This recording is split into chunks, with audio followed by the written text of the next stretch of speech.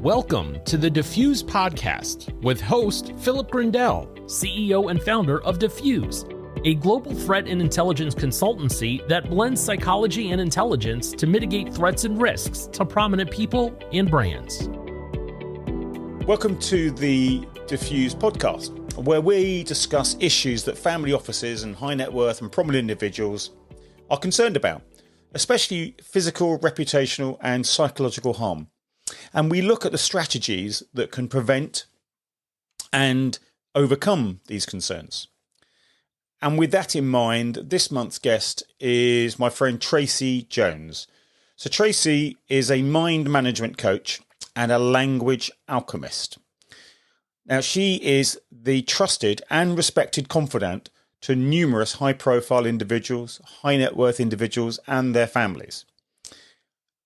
As always on these discussions, because of the nature of who we work with, there is an element of confidentiality. So we won't necessarily talk about specific cases, but we will probably talk about some of the kind of common issues that come up and how we can resolve them. So Tracey, great to see you. Welcome. Tell me, I mean, I know the story, but I think people will be interested. Sort of, what's your journey to where we are now? Yeah, hi Philip. My journey's been an interesting one, to be honest with you. And when I started the business about 8 years ago, I was in my own transition. So it was probably 12 years ago when I went through my own issues and problems in life. And I realized at that time that I didn't have the tools to actually work through it and deal with it. And I lived and breathed through those issues. And when I realized that when you suppress emotions and you don't address issues, what can happen to the mind and the physical body as a result? So going through those transitions, something actually lit up in my mind at that time, thinking that I just wanted to start to learn and just learn more about the human mind, learn more about people's behaviours, what happens when we go through life events, as many of us do. So I started to learn. I went all around the world and learned from some of the best people out there. And I just started to immerse myself in it. And that's when I started to build the business and the brand. Now, at that time, I didn't know which direction the business was going to go into. I wasn't sure how it was going to evolve. It was quite new. I was new into this arena. So I ended up going back into what I was comfortable with it. So I started going back into training, and I started training people in my methodologies. And as I was learning from my delegates, I would learn more information from people, started coaching more, and doors started to open. And I found myself going higher up the ladder. And it took some time, and I'm one that I like to learn an industry, and then I like to learn what's going on there, immerse myself in the culture, learn from the people, learn from my clients, and then another door would open, and then I would find myself on a different tier of business. So then I was learning again from a new group of people that I would work with. And ever since then, 7 to 8 years on, it's organically grown into various industries. And for me, that sits well with my values, that it just automatically opens and it's organic. And I remember one of the lawyers about 6 months ago, and they said to me, gosh, you work in various different industries. And I said, well, it's not the actual industry, it's the person. And after coaching and training, we've trained over thousands of people now in various sectors. But my one-to-one within this space, this private space, is just me in here, and it's very private. And I've learned a lot from people, a lot from my clients. So when we look at the mind management piece, it's all around how our thoughts impact our behavior, how when we are going through media stress or media elevation, family pressures, financial elevation, how that can impact not only our minds, our system, our internal systems, our relationships, and our health as well. So being able to have organically grown in this industry. It's been, I've been quite privileged, to be honest with you. I'm quite privileged that people trust me with their issues and problems that they go through at that time. So the brand, The Language Alchemist, we came up with this brand about 4 or 5 years ago now, and realizing that when you look at alchemy, it's turning base metal into gold. And somebody had said to me, gosh, you've turned people's base language, the thought patterns, into the gold that's productive and serves them. So it just sat quite well with me. And then from there, then we've created our own coaching methodology now, so that the inner circle, we can train people up. So when I'm not around, there's people there to support the individual also. So I think it's probably worth, and we've just touched on it, but when we were chatting beforehand, let's just dispel a few myths about high net worth individuals and successful people. People who are elite athletes or politicians or wealthy families, either because they've generated wealth or inherited it. Mm-hmm. They have the same problems and insecurities as the rest of us.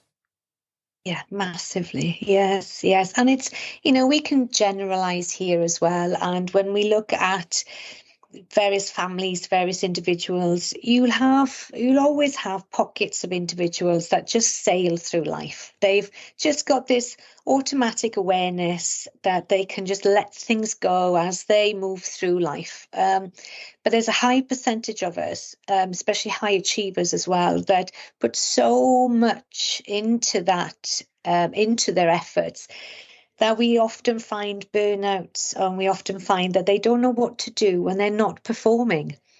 It's difficult for some, and I'm very mindful of my language, being a language alchemist as well. It is difficult for some to be able to switch off. It's difficult for some to manage transitions, even though they've got all the money in the bank.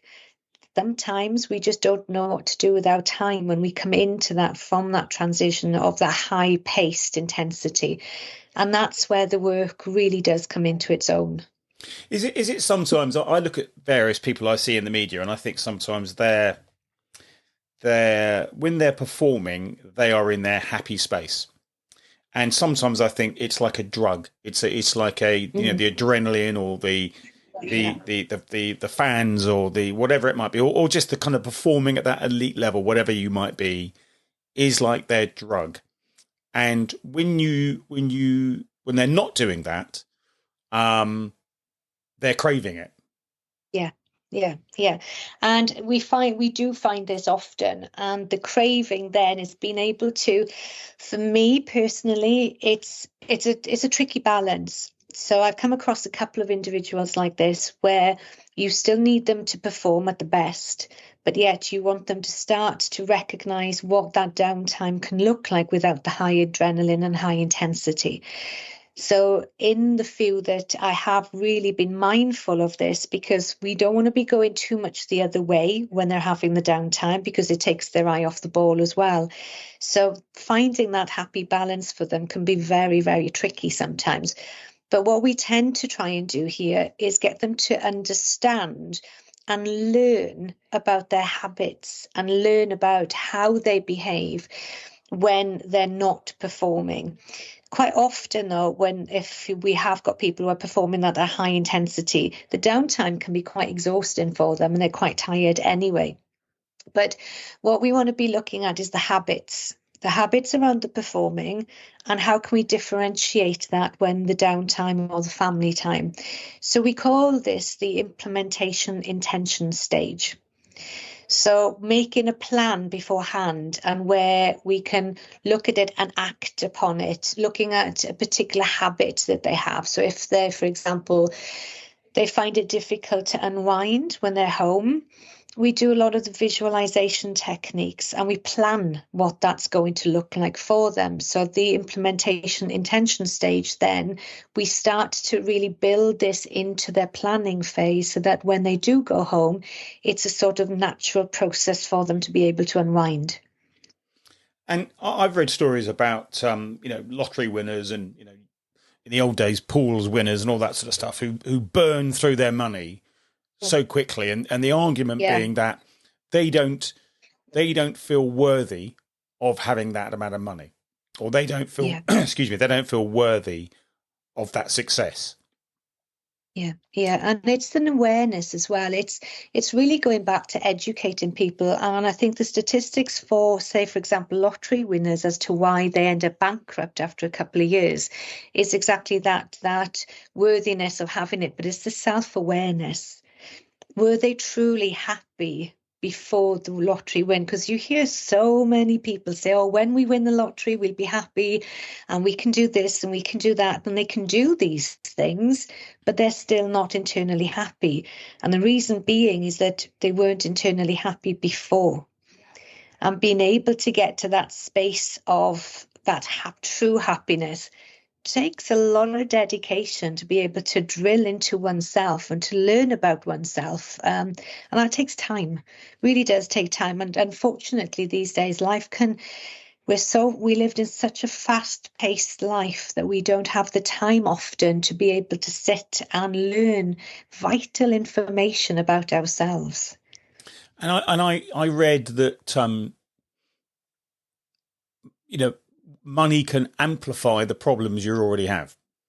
So if you have insecurities and whatever self-worth issues or those sort of problems, actually becoming very wealthy or very successful just amplifies those issues that you already have. Yeah, because all of a sudden you've got something else taking your focus away. It's easy to go and spend money, and you're refocusing, redirecting your focus to something, to materialistic pieces again. Whereas when we go back to basics, I do many walk and talks in the mountains, and to them, that when you take people out of nature, put the phones away and just allow that space for them to think and to be able to speak out loud. Speaking out loud makes the connections with the problems and the issues as well, and just taking them away. I mean, this might sound bizarre, but there's a railway system in Tokyo, which is the best in the world. And they do this system called pointing and calling. You're aware of it, Philip? I am, yeah. So when you're looking at pointing and calling, even pointing and calling out a speedometer to say the correct speed, and when it's time to leave the station, the operator will point at the timetable and say the exact time. Now, this really cuts errors by about 85%. So when we bring this methodology into the mind and the thought process, it's like, okay, talk to me. Point out to me what is really going on at the moment, and then people can start to make the connections. We start to elevate their emotional literacy. We start to elevate that awareness of the connections. Okay, let's see what's going on here. What can be done? What is going on for you? Well, I've been shopping again. Okay, did we need to go shopping? Not really. I've got 20 pairs of the same shoes at home. Okay, let's drill down a little bit deeper into this. And we don't make anybody wrong for it. We just create the awareness, because quite often we create habits with our behaviours. And once we can start to understand and unpick that habit, we can then intervene. And then again, bring that implementation intention stage back into it. So we really do go into the mind quite a lot to understand, where do these habits come from? What triggers the habit? What's the internal feeling when they feel as if they want to go and do it? And often I will say that it is a feeling that they will feel which creates that habit for them to go and do what they wanted to do.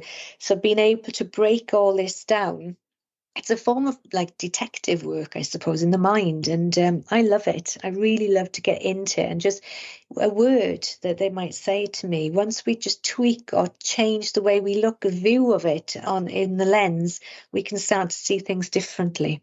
So are they getting emotionally hijacked? Is that what's happening? At that time, it all, yeah, sometimes they do it. And it is an emotional response. And because we don't stop and go, oh, right, listen to what my body's telling me, we're on automatic pilot, and we just enable ourselves just to go off on this tangent, that if we were to stop and take notice of maybe the heart rate going quicker, the need to spend because I'm feeling insecure with something, and what's going to make me feel better by going into the shop and start spending money. Where did that feeling start? It might be the hyperventilating in the chest. It might be an argument with a family member, or feeling insecure around a person. So when we can start to come back, we do a sort of timeline as well, just to start to see common denominators and within people's behaviours. So it's a bit like, when people have a cigarette, as an example, it momentarily gives them that, I suppose it is a rush of adrenaline because you're ingesting a toxin. So whatever you're worrying about, your mind goes away from it for a short period of time. And it's about whether your mind goes back to that negative space, or whether actually you can maintain that level of change. Mm. Yeah. And it's monitoring the thought patterns. Now, it is very difficult. We could never monitor every single thought pattern, because we have on average 70,000 thoughts each day that goes through our minds. But what we try and talk to with our clients is that there'll be the odd thought pattern. And I have gone through this with over 400 various clients. There'll be a specific thought pattern and a specific feeling that will wire and fire in that moment. And the senses will play a part in this as well. There'll be something they've seen, something they've smelt, something they've heard. And it'll just make that connection to them. So, for example, it might be one of the managers shouting at one of the players, for example.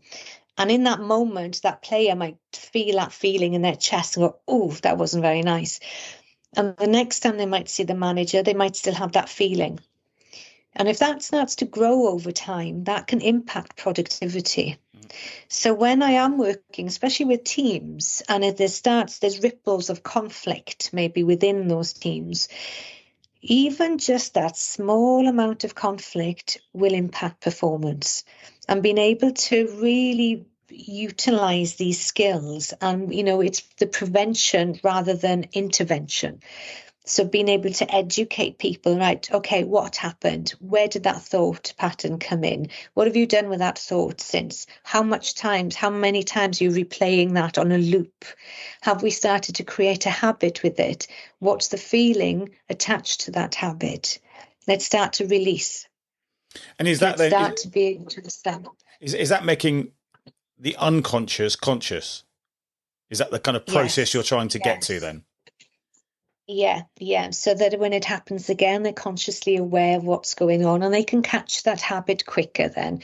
And once they can become consciously aware of it, what I do find, mind, with clients, that when we get to this point, they quite often make themselves wrong.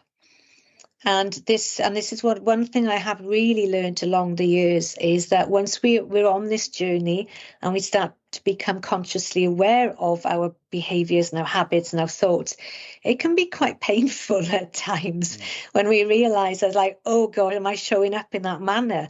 And then if we end up doing it again, which can happen, people tend to make themselves wrong. So at that point, this is where it's really important that you're on that journey with them and you explain this to them as well, that this is what happens. And by having so many various clients going through various different things, we've seen the patterns of behaviour. And then you can start to support them during that time. They might do well. It might be they might want to behave in a certain way in front of the press. They might slip up, and then they go home then and they beat themselves up about it, and they'll just play and play and play it. It's like, right, that's the time when I can come in and go, right, let's rationalize this back out. Let's get that safe space again. Now, what will we do next time? Let's catch it better the next time. We're learning a new habit. We're learning to build something new into your life. It's not going to come overnight. And it's just being quite kind to oneself when we are changing these habits too, and not making ourselves wrong. It sounds like parenting. Yeah. Do you know what? When I was explaining that there, it did seem a bit like parenting, didn't it? Yes.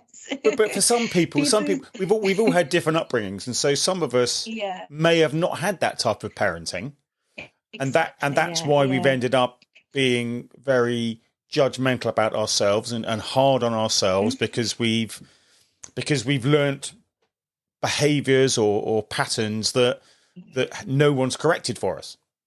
Exactly. And, our parents might not have had those tools neither, and it's quite rare. I mean, I came across an amazing lady a couple of years ago, and, she's around my age as well. And her mother was in the 60s, had these organically just had this way of being about her and passed these skills on to her daughter, which is my friend. And she's now passing them on to her children. And it's an absolute blessing and a pleasure to be in their company, just to be around that dinner table with them and the types of conversations that they have. It is really beautiful to see.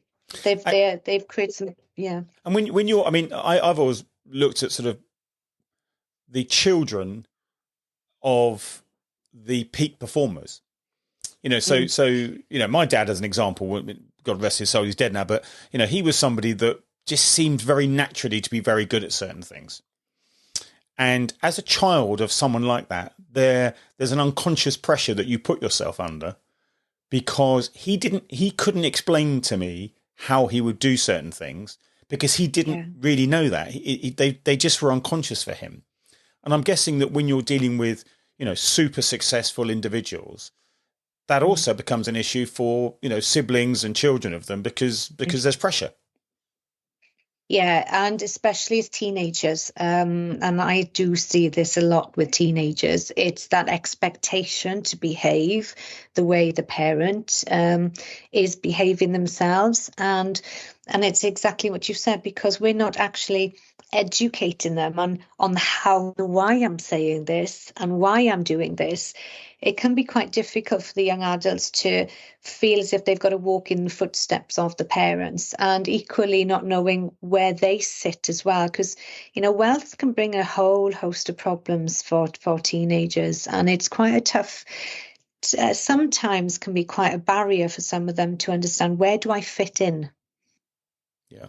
When I am listening to my parents, I'm not my parent, I am me. But how can I further develop me? By taking some of the tools from my parents, because I am an individual myself.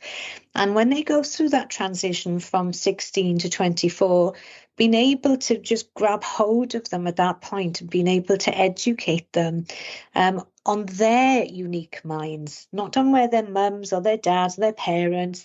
It's like, who are you? Now, what can you bring from your family and from other members that you've been with over the last sort of 10, 15 years? What can you take with you into adulthood that's going to serve you and serve your purpose in life? And that's a nice bit to be able to look at. And this is what's quite nice when I do work with that age bracket in that wealthy space, is that sometimes I've come across young adults who find it difficult to be around their parents at that time. And when we can start to refocus the lens and say, okay, so what do you admire about your parent? What can you take with you? We can start to see things differently, and then conflict between families starts to diffuse as well. And, I think history is lit, isn't it, with kids of celebrities that have ended up with drug habits or alcohol habits or all sorts of issues. And in fact, even child stars that were very successful and famous very young and weren't necessarily equipped to deal with that sort of pressure. You must be working with people who get that type of pressure by media coverage and media speculation and that constant kind of expectation that their lives have been living out in public. Yeah. There's a couple of clients with me that, if the media elevation was quite tricky for them to manage. And at one point it was, I've been quite fortunate with the people I've worked with where they've not gone down the road of the alcohol and the drugs, yet the pressures have been very, very different, and having that media elevation has been quite tricky for some. And it's the trust. It's who do you trust? And when you are home, when a story is broke that might not necessarily have been true, or that's been sort of exaggerated, and you're home in your four walls and are too fearful to walk outside the front door, and not just that, you've got issues at home as well as a result of it, that's really can be quite tricky to manage. And at that point, that's when we have to really just look after the mind, look after the person, look after the mind, manage the paranoia, make sure that they don't hypervigilate. You know, everything seems so much bigger for them, and they have a lot of time on their hands when they're at home. So that's one that it's a very sensitive matter, and one that we do take time with. And we do a lot of, I do intense time with people during those times. And, you know, I can honestly say there's been a few clients that have just knowing that they've had to go into doing a media TV interview, and they might have had a bit of a meltdown before going on into the media, and I might just get brought in a couple of hours before just to break that through for them, just to speak to them before they go on, start to break down what it is that's going on for them. And most of the time it's not the actual interview, it's obviously what's going on behind the scenes, and it's managing their emotions. So in that respect, it's like a sort of pattern interrupt. You know, you're being put in there to disrupt that pattern where their mind is spiraling out of control. You know, we see this with clients who are being targeted, who are being harassed or stalked, etc., and or just trolled repeatedly in, you know, huge numbers, and that paranoia takes over, and you see them spiraling. Yeah. And at that point, I mean, I'm mindful as well. I'm not a psychologist. I'm not a therapist neither. So I'm very mindful that if we do need to signpost as well, I stay in my lane, I stay in my remit, but I just talk. And I just talk to them, just start to calm the amygdala back down, bring the rational mind back into play, and just be able to just rationalize things. So be able to talk things through. You mentioned the amygdala, so some people won't know what that is or what that refers to. Can you just kind of elaborate on that aspect of it? Yeah, it's just that little piece in the brain that it's that fight or flight piece that's when we're hyper vigilant and we've gone through an issue or a problem and we're quite on high alert. That's when the prefrontal cortex, which is the front part of your brain, is not working properly because the rational mind can't come back in. So we just need to calm the amygdala down to enable the person to process information, because the information is stored there somewhere. But once the prefrontal cortex starts to shut down a little bit, they don't tend to make as much rational decisions at that time. So stop, just pause, just breathe, just talk me through it. We just bring the voice down. We just calm things right down. We just make some notes together, but we go back to that speaking it out loud, the pointing, the speaking out loud, and then we can start to rationalize things then and start to reframe and start to look at things from a different viewpoint. So that's an important one, because I again, in the kind of different world that we operate in, we see, and I've seen lots of people who have been in that space, and the decision-making process becomes flawed, becomes dangerous at times. You know, some of their mechanisms, if you like, their support mechanisms, or their, you know, what they normally do can be actually quite dangerous. You know, I mean, obviously we talked about drugs and alcohol, but there's lots of other ways that people have coping strategies, and you know, they can be dangerous. They can be reputationally harmful to them. And so trying to get them out of that space, that's obviously a key thing to as I say, to break that pattern. Should we talk about your PAT methodology? You may have already been kind of tiptoeing around it a little bit, but let's be quite sort of focused and specific around it, because you've got your own methodology. Yeah. So even though I use various different sort of I'm quite organic with the way I work, but the PAT methodology is quite focused on, so the P is the process, the A is the acceptance, and the T is the transition. Now, with the P, with being the process part of it, it's having time to process what's happened. Now, that can take time, for each individual is very different. We can then work through this phase with a person and just to educate them on how their mind processes specific information.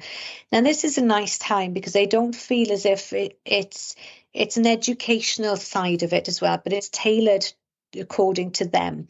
Now, what I have learned over the years is that the foundation is the same, but what's built upon that foundation is unique to every individual. And when we have time just to work through the science of their mind through open dialogue and informed discussions, it just enables them to understand why and what has happened and what the behaviours have been like, how they've been showing up, their habits, their cues, the language, the thoughts, and we really just bring so much into this space. And it's a very much an eye-opener time for people where they learn so much information about themselves. And when they're ready to move on to that next phase, we then look at the acceptance phase. Acceptance, what does acceptance look like for the person? And this is the letting go part of the process. And this can be the hardest phase. So this might be somebody going through divorce. This might be somebody leaving the club and going into retirement at maybe 24, 25, or injury. And the injury part can be quite tricky as well. This also can be somebody who's worked all their lives and built up a multi-million-pound company and is ready to sell it. So when we are looking at these various transitions, the letting go part of the process can be that hardest phase. And this is not, we don't tell them that they have to let things go, but it's the emotion that's attached to it that can hold people quite stuck. Now, at this point, when we start to look at the acceptance, the words and thoughts will be very, very unique for each individual. And many of the responses here can be maybe fear, anxiety, anger, worry, loss, or just the unknown. Who am I? What's next? They might not be able to see what the future can look like. And this might be a very difficult time for them. So and we're very mindful that this phase can be highly sensitive as well. But what we want to be able to look at sometimes, and we use the rear view mirror analogy as well in the car. And when we're driving on that journey, the windscreen is very large for a reason, because we're looking at where we are going in life and we're collecting information to keep ourselves safe. But there's a rear view mirror as well. And that rear view mirror is very small for a reason, but it's equally important. Now, when we look in that rear view mirror, we are collecting information from behind us to take us on the journey forward to keep us safe. So when we look at the acceptance phase, is what information do we need to collect from the past as well that we can take with us into the future element of ourselves to keep us safe? And at that point, when we can look at the acceptance, what does this acceptance look like for us? And it'll be different to every single individual. And even, I remember speaking to somebody a few years ago, and they'd been in a marriage for a number of years. They'd divorced. This person had moved on with their lives. They were 13 years on, very happily married, but still hadn't slept properly all night, all the way through the whole evening. So when we looked at this acceptance phase for them, it's like, what needs to happen so that you can have acceptance over your divorce? Can you forgive them? Can you let it go? Whatever we were discussing at that time. And they came to the conclusion that they knew they needed to have acceptance and let go. So then we broke down what that looked like for that individual. 2 days later, the individual rang me back and said, I've slept through for the first time in 13 years. Because she just physically let it go. Yep. So she'd gone into the transition phase then. So the T for that transition is where we start to move into that strategic thinking, bringing the passion back alive, the next phase of their life. And we have worked through the unwanted emotions, the acceptance phase, and now we can begin to utilize the habit loop to place new emotional responses onto that transition phase then, and start getting them to look into that windscreen and start moving them forward, safely forward. God, there's a lot there. It takes time. Of course it does. It's a process, isn't it? And that's part of the kind of lesson, isn't it? That there is this process. Yeah. And I like the first bit particularly because that's around awareness, isn't it? And it's a bit like goal setting. When in order for you to set a goal, you've got to understand where you are first before you can move forward. So that's really interesting. And I think the acceptance bit is around the kind of getting rid of self-judgment as much as anything. Mm-hmm. And we all come with different emotional baggage. It might be guilt, it might be pain, it might be identity, it might be all these different things. And as you say, they're so unique to all of us. And it fascinates me because I think people think because you're hugely successful or because you're hugely wealthy, or you almost kind of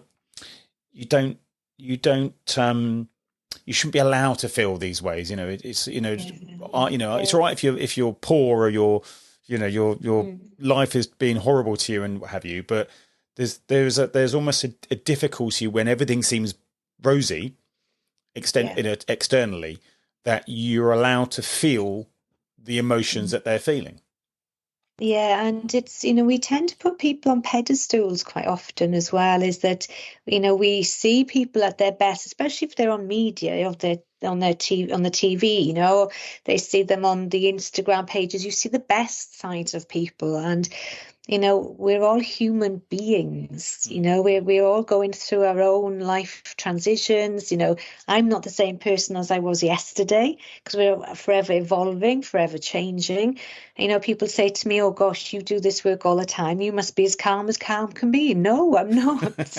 No, and it's often that I don't.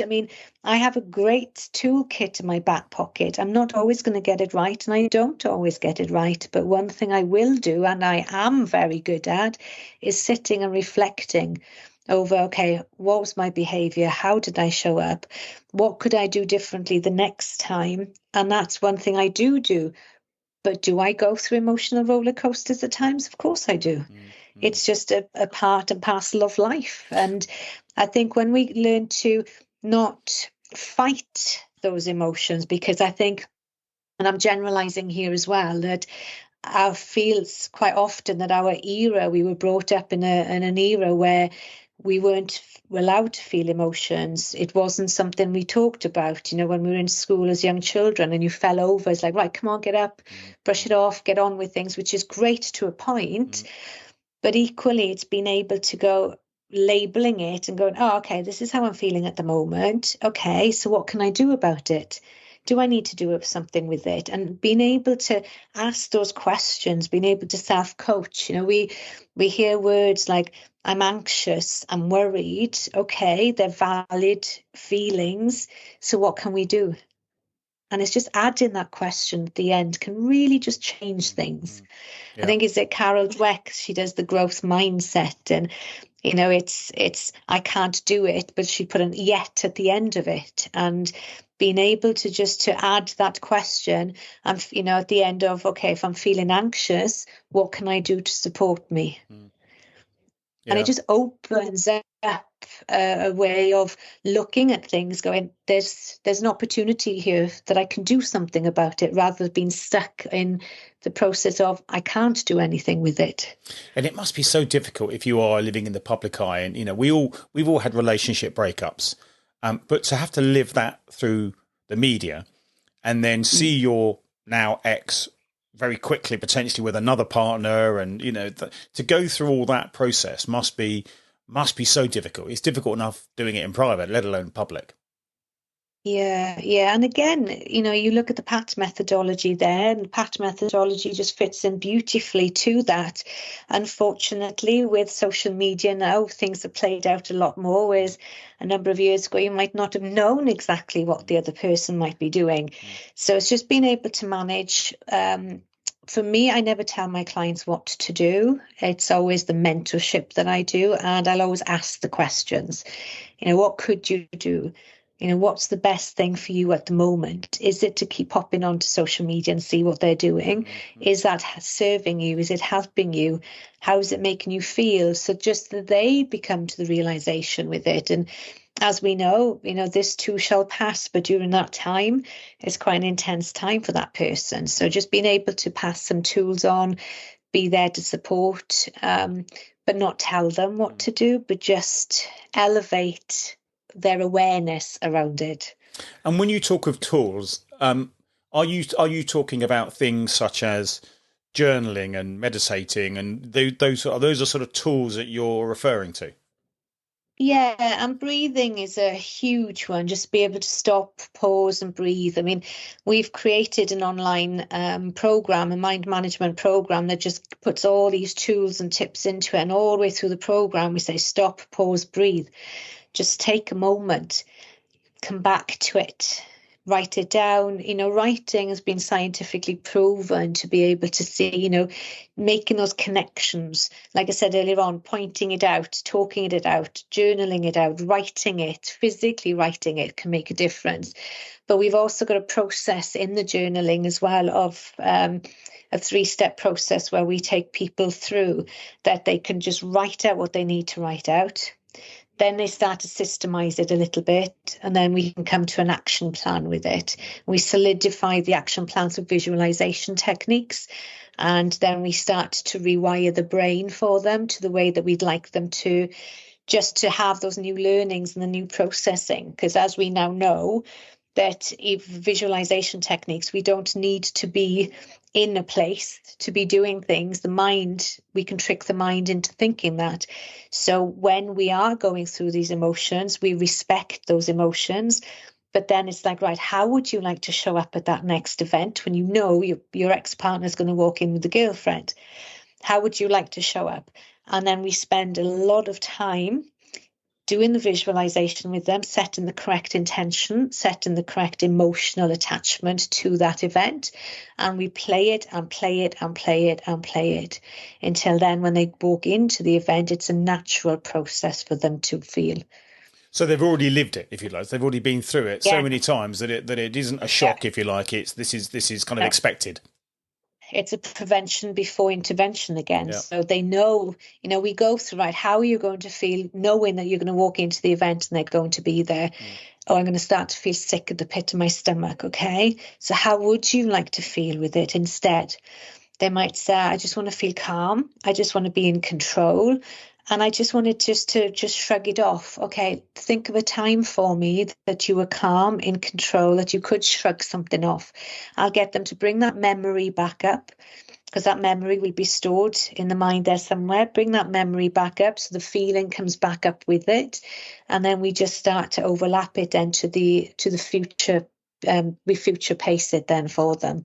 But the cue there is, and being able to repeat, attach the correct emotion onto it and play it and play it and play it.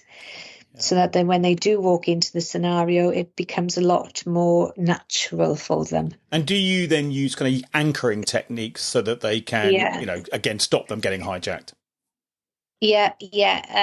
But again, it's just taking them into that future element of, okay, so some of the what ifs, so they're prepared for the different scenarios that could come across. And it seems to have worked many a time for us with some great outcomes when they remember to do it. But it is quite a natural. I've never had anybody say to me that it didn't work.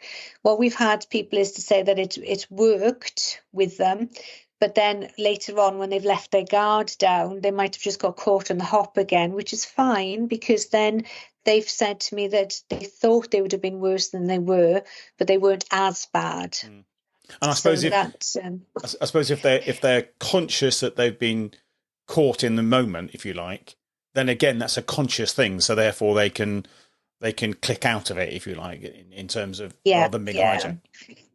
Yeah, so it's remembering the breathing technique, or we might have done something where we could just roll the finger on their thumb, or just something small, isn't it? I think, as you know, but it's just being able to switch their minds and think of something else. It's funny how language works, isn't it? Because as a language alchemist, I mean, you know, the phrase "take a breath," and there's so many other phrases like that which we kind of take for granted, but don't necessarily take the advice. We just, you know, we're in a heated moment, just take a breath, pause. And actually, you know, you're referring to breathing and how our breathing impacts our physiology and then our mentality and everything else. And actually the advice is age old, isn't it, really? It's so right. And only this morning I was speaking to somebody about the breath work, and it's becoming a lot more apparent for me in my work now. I have been trained in 11 different breathing techniques for different scenarios, and I'm realizing the power of it for my clients as well. And only this morning we were talking, that when you're born, you take your first breath. And when you pass over, you exhale. But do we actually take notice of the breath in between that side and the impact it can have? But lucky for us now, I think Wim Hof has brought that into more of a space for people to start taking it seriously now and start to understand the power of the breath and the power of the mind. Yeah, as long as you don't have to have cold water at the same time, it's not so bad. Exactly, yes. So the other thing I wanted to talk about is the visionary bit, because here's another one where we talk about this word, let's say, Richard Branson, he's such a visionary, or Elon Musk, he's a real visionary. And actually you use visualization as a preventative measure, shall we say, in terms of preventing someone ending up in a state they don't want.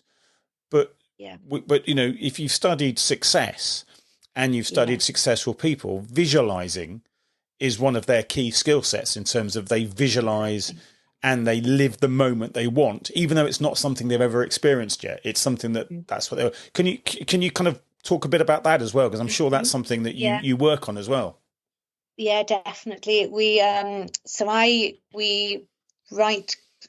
do scripts with people. So where whatever they want in their future, we really get them to home in, and I call it script writing, so that they can start to write out, what is it? Where's that journey going? Where do you want to go? What does it look like? What's that path look like? And once people become quite clear on what they want, we can write it out.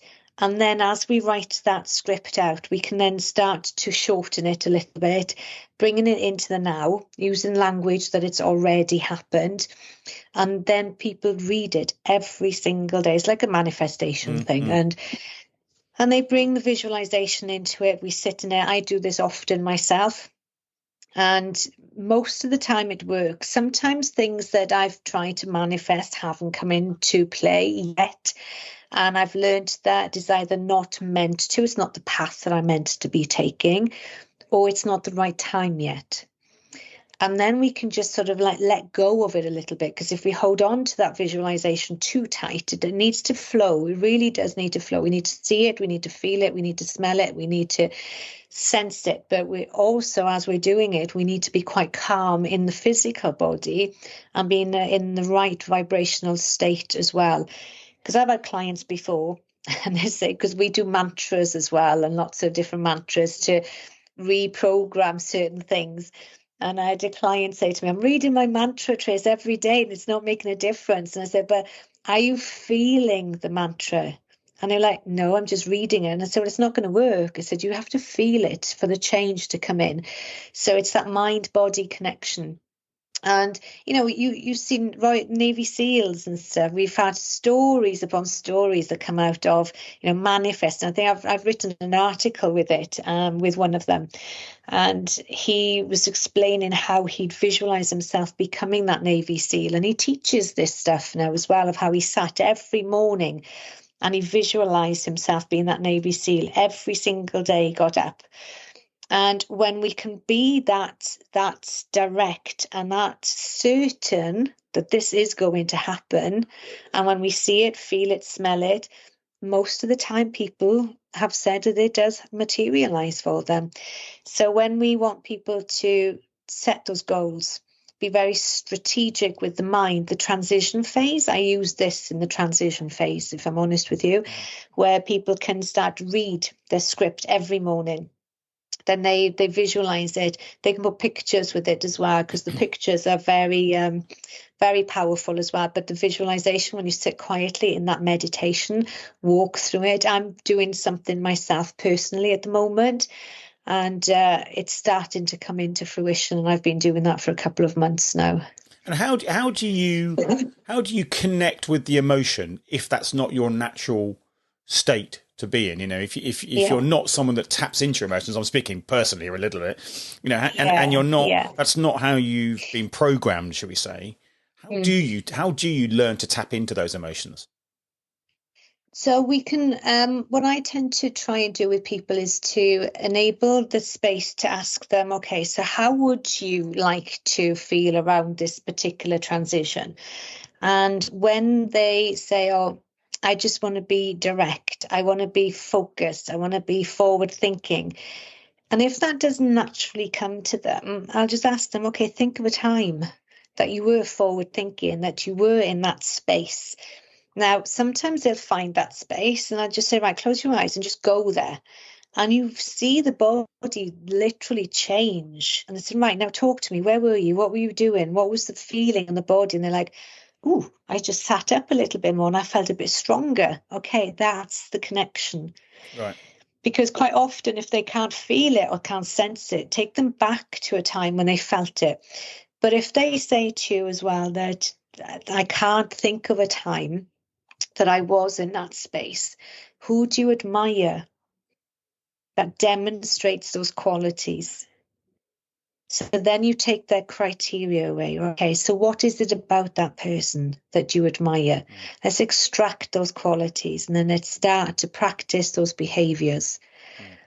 So it's about being creative and imaginative. And so even if you can't feel it, can you imagine what it would feel like? Yeah. Yeah, because I mean, when you think of young children up until the age of 5, how creative are young children? How imaginatory, you know, they as they grow older, we tend to squash that creative side of them.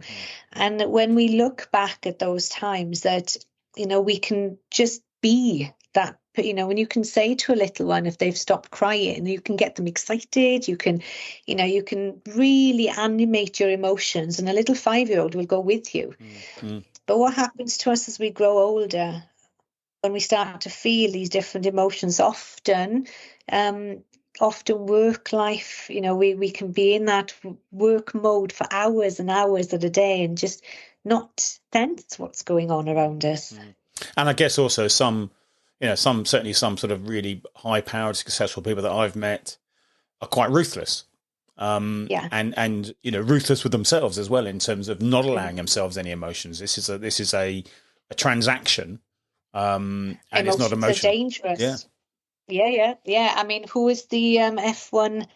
Oh, what's his name now? That did a lot around the safety of the cars. Sir Jackie Stewart. Yeah. And I was very fortunate to have been in his company a couple of years ago for a dinner, and he was talking about the time of the F1 before they did the safeties with it. And he said, if you got into that car, you dropped the emotion. Yeah. At the door, because emotions were dangerous. But what we're looking here at is working with the emotion, the adrenaline, the emotion, working with you with it.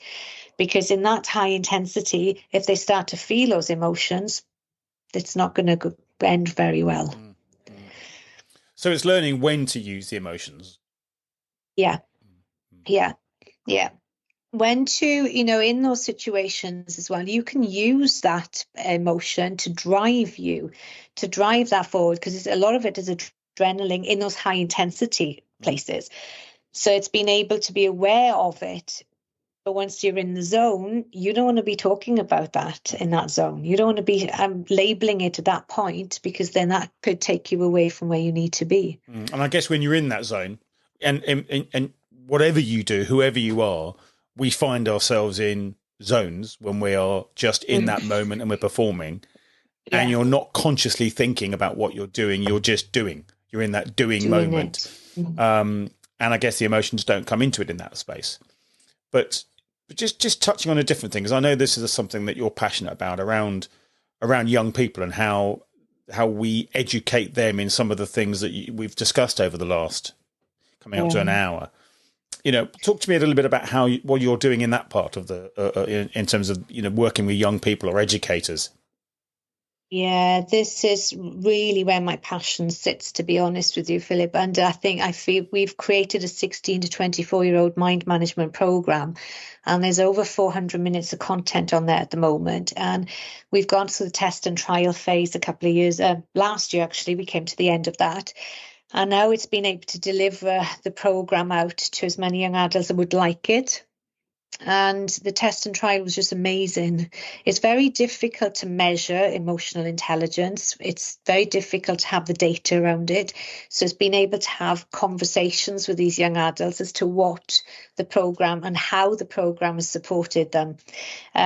But for me, the education is a big part of my work. We have trained so many individuals within the education sector with the other company as well.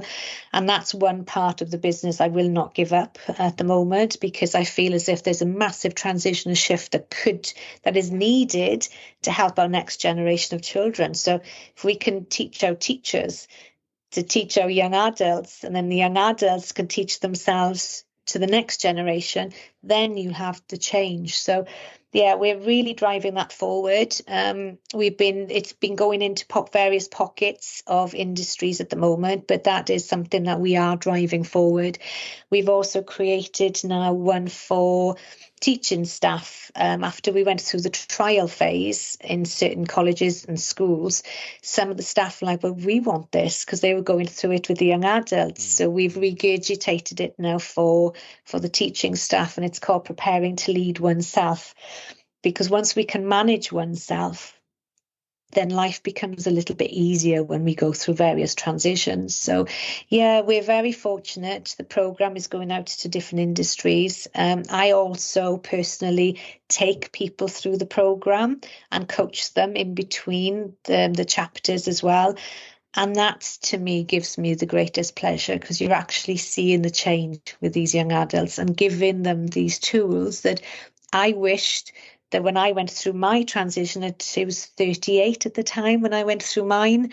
I think my life would have been a lot easier if I'd have had those tools to have helped me manage, because there was a lot of grief, a lot of heartache around that time, and I didn't know how to deal with it. So I think that's the important part of the work. And so, as we kind of come to the end of the podcast, if you had 5 tips for managing your mind, managing your emotions, what would those 5 tips be? If you said, if I was saying to you, come on, give me 5 quick wins that I can do, and we've talked about journaling and what have you, but what would the kind of 5 easy wins be? Oh, now you put me on the spot. I think for me, it's definitely reflecting. When you've come out of a situation, whether that's a meeting, whether that's a call, just reflect, do a quick debrief with yourself, ask the better if question, don't make yourself wrong. Just recognize your behaviours and your habits, recognize your language, the internal structure of it. So when we're looping, just recognize some patterns of loops and just start to see what we can do. Are they serving me? Are those behaviour patterns helping me or hindering me? Breathing, definitely stop, pause and breathe, and just take time for you. Many of us constantly keep ourselves busy, and just stop and take a breath and just take in the views of wherever you are and just observe what's going on around you from time to time. And I think we've lost that essence sometimes. And I think that's personally what I do. And set the morning intentions. That's an important one. Set your intention in the morning. today is a good day. So that's about being more intentional generally in life. Yes, yeah. So set the intention out and just be aware of the mind. Just be aware of those thought patterns. Be aware of how different my thoughts are around certain people.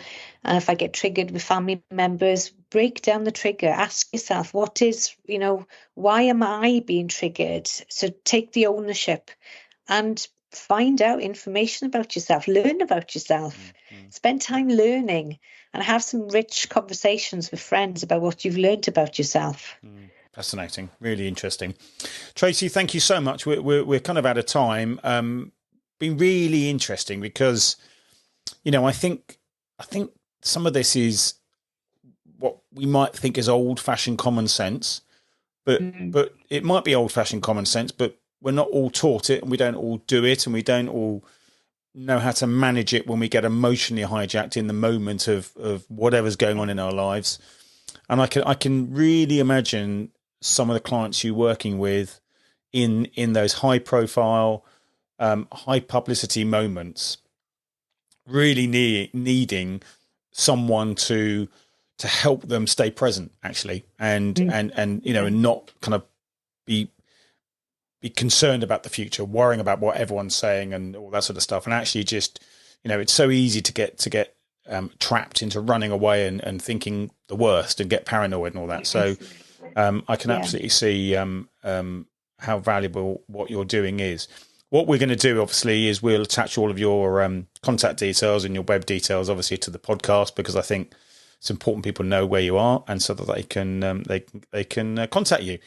I'm going to see you in a couple of days anyway for lunch, so that's fine. So that's good for me. But Tracey, thank you so much for your time. I've really enjoyed this chat between us. Thank you, and thank you for having me as well, Philip. I've really enjoyed it too. So thank you. Good. Thank you for listening to the Diffuse podcast with host Philip Grindell, CEO and founder of Diffuse. Please rate, review, and subscribe on your favorite podcasting platforms.